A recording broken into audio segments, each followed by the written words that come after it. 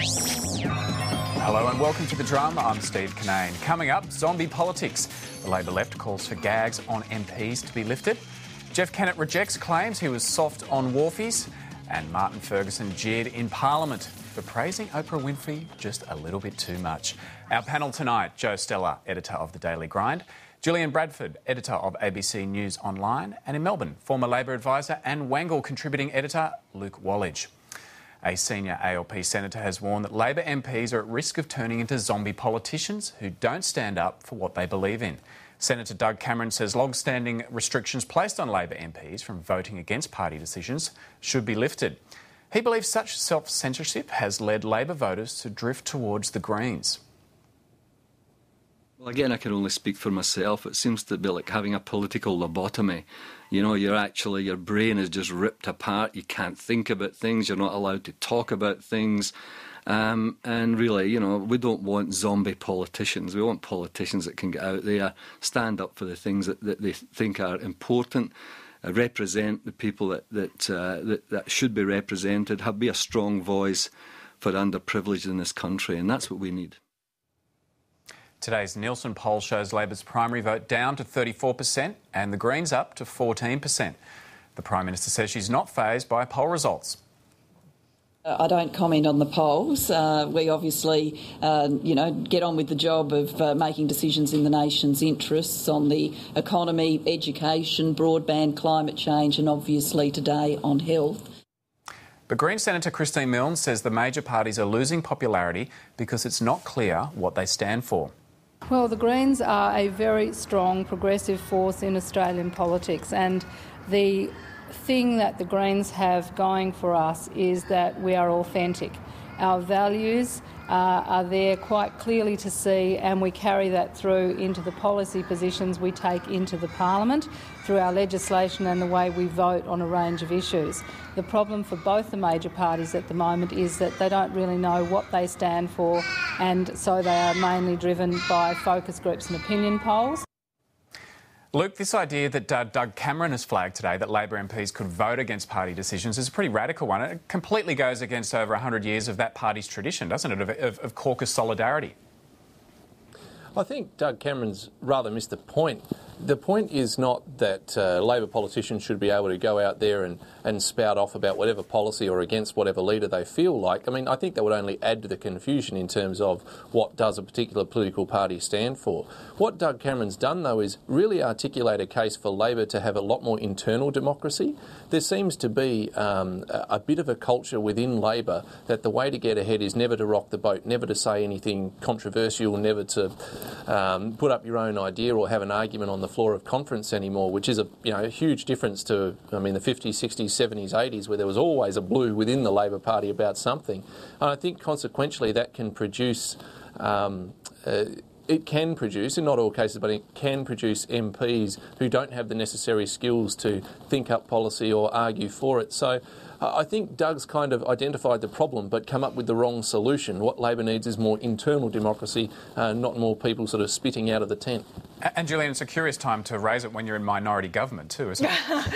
Well, he was obviously making the point that he didn't feel able to raise this under Kevin Rudd's regime, saying that, everybody lost their voice, particularly in the last few months of the Rudd government. But it does segue neatly with today's poll, probably not telling Labor anything it didn't know, which is that it is hemorrhaging to the left, that when it comes to progressive issues, there's now 14% of voters out there who will pick the Greens over Labor. Issues like same-sex marriage, the environment, some on Afghanistan, Labor has ceded that ground. It's decided it's fighting for the middle ground with the coalition, but at the same time, it's hemorrhaging to the left, and it's got to make a decision. Does it try to incorporate those progressives back into the party? Or does it just cede that ground and essentially say, well, forever and a day we're going to have to be in some sort of coalition with the Greens to get over the line? Joe, why do you think Doug Cameron's flagging this idea at this moment? Well, it's a sore loser. I mean, if his faction was in the ascendant, then he'd be all about, we've got to respect... But the left have always been losers in the Labor Party, Joe. Why now? There have been times when the left has been ascendant in the Labor Party, certainly at a state level. Not for a long time federally. No, certainly not for a long time federally, and that's a crying shame. It keeps me up at night. But, the Labor Party does have processes within it for making decisions. If he doesn't like it, he should get outside of the party. I mean, it's a bit rich for somebody who's in the Senate, who has no personal mandate of their own, who hasn't actually done the sort of stump politics that all the MPs in the lower house have done, who is there purely because it was gifted to him by the rest of the party, for him to then turn on the party and say, oh, you don't own me, I think is a bit He rich. is reflecting a debate that's going on in the party, though, which is, during the Howard years, if you wanted to comment on a progressive issue, journalists would, at a de facto level, go to the Greens, knowing that the Labor left wouldn't speak out, or then you had this situation where Liberals could cross the floor and you'd be getting a comment from Judith Troth rather than the Labor left. So they did. They ceded that whole ground on all those issues, because to speak outside caucus, to even speak, not even cross the floor, was a sackable offence from the party. And Joe, for years the Liberal Party have used this whole caucus solidarity issue to beat the Labor Party over the head and say you're a party that doesn't embrace freedom, you're not allowed to even speak their mind. Do you think the Liberal Party would like that, to be able to keep having that stick to beat the Labor Party over the head with? Well, I mean, it's a nice thing to have, but I mean, you got to look at Labor's history as being a party which was very anti-establishment when it started, and it was all about having a small number of MPs who stuck together. And while I don't necessarily believe in a lot of things that Labor or the Labor left do, the whole idea is they have to stick together, and that means compromise. And if Doug Cameron isn't willing to be a team player and to compromise on some things, then he should set up his own party. Luke, I can't imagine this, them getting over the historical issue of changing something that's so to the core of the beliefs of the Labor Party. But the issues that Doug Cameron raised today, surely that would provide, if you started doing it, it would provide the media and the opposition with the ability to say, look, there's disunity in the party. Whenever you hear someone speaking out in the Labor Party, here, they can't stay on message. There's chaos. Well, I just want to go back a point. You mentioned that the Liberal Party's had a lot of fun at the Labor Party's expense, talking about how you're all supposed to act in solidarity. Well, I didn't notice too much love in the Liberal Party room for people like Petro Georgiou or Judith Troth when they actually spoke their consciences. There might not have been a rule in place, but they certainly weren't garlanded with flowers and roses when they chose to deviate from the party line. But they weren't expelled from the party, Luke, were they? And that happens in the Labor Party if you do that. No, you get expelled in the Labor Party if you cross the floor on a vote.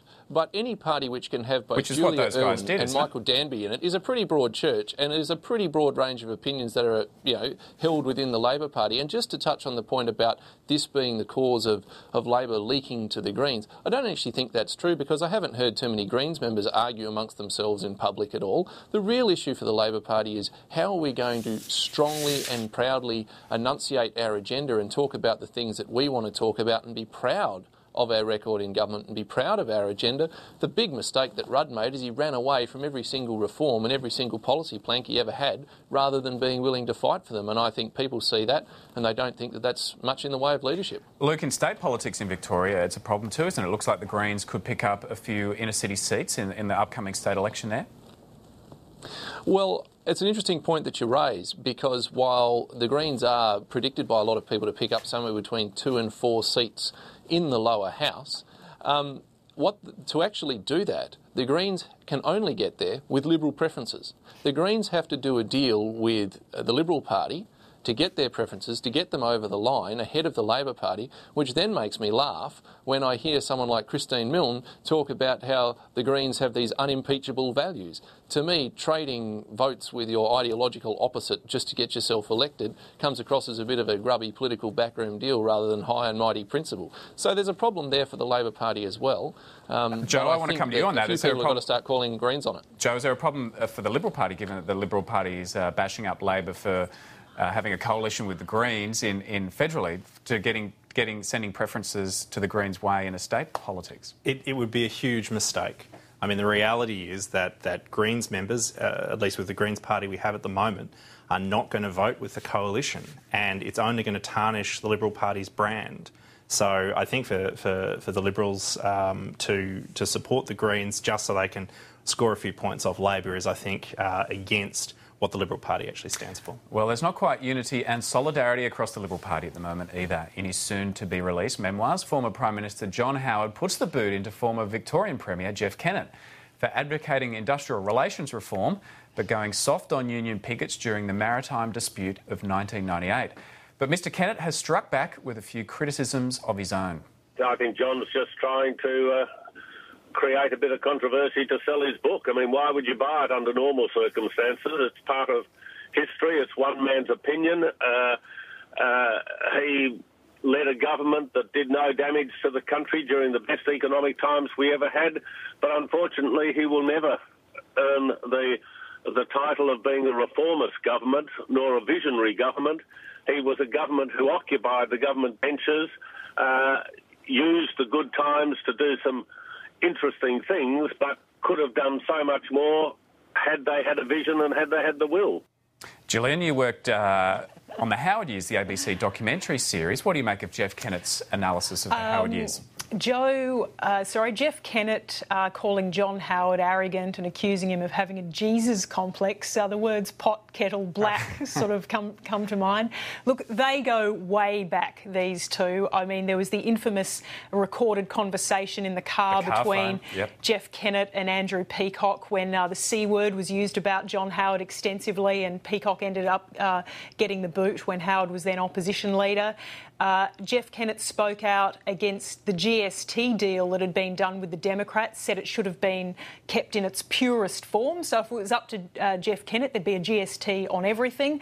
Why doesn't anyone just say, I don't care what John Howard says in his book and let it go, instead of lighting the Molotov cocktail and throwing it? Because they're politicians and they love it and they can't help themselves. Pure and simple. Joe, what did you make of those comments today? Well, I mean, we have these two great national leaders, these two heroes, I suppose.